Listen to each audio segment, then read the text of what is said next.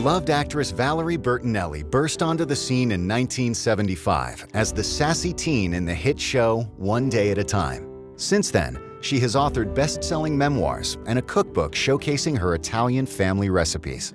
My dad's name is Andrew, and my mom's is Nancy. I was always surrounded by my dad's side of the family.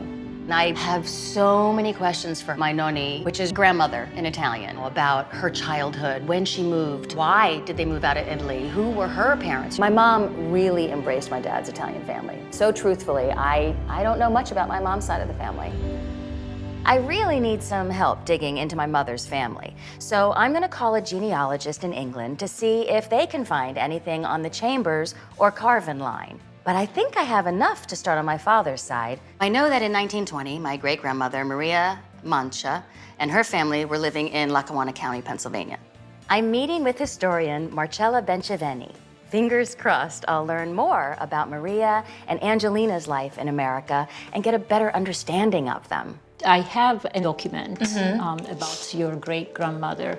Mrs. Mary Mancha dies in hospital. Surviving are a daughter, a son, a brother. So Maria had a brother, Joseph Posio. So Posio is her maiden name. Do you think she came over under Posio and not Crosa? Yes, since she's a widow. Torino, that's where she's from. Birth 1879. She arrived in New York, June of 1915. She's going there to make a life for herself and her 2 children. So Lanzo is a small town in the province of Torino. I'm hoping that she had an easier life than I've heard about so far. This is the first thing I found that I think can help us. Atti di matrimonio, 1906 to 1910. Posio Maria, the year 1910, on the 30th of June. The newlyweds, in the presence of this same witness, also affirm that a daughter was born from their natural union. So she was having sex out of wedlock.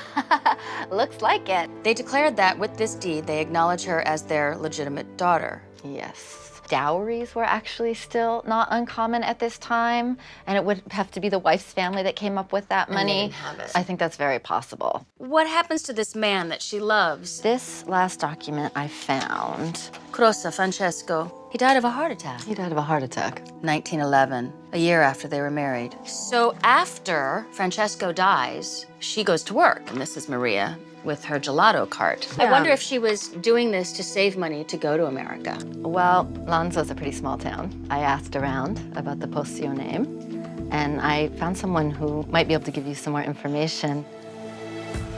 Buongiorno.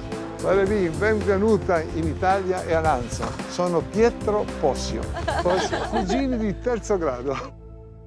So this is a letter that his father, Francesco, sent to Angelina.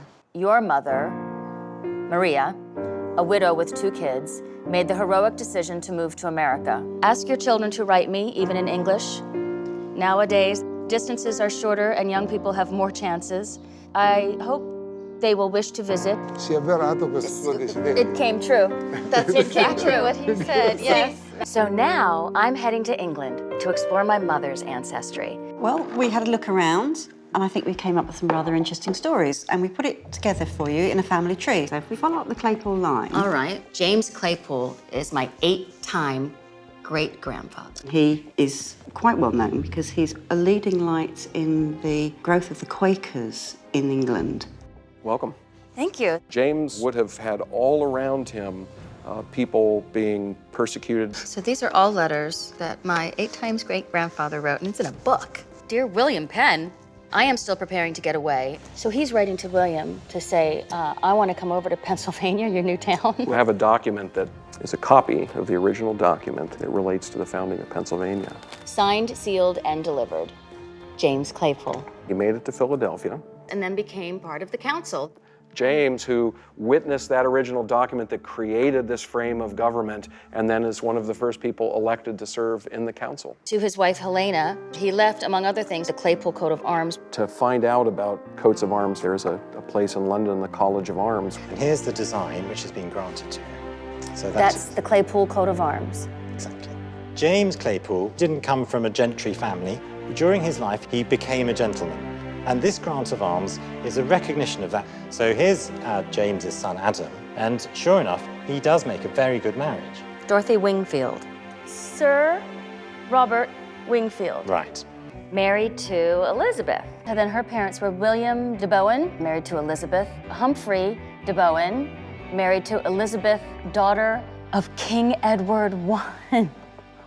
You are directly descended from Edward I. And if you're going to be descended from an English king, what a great one to be descended from, because he is the quintessential medieval English king.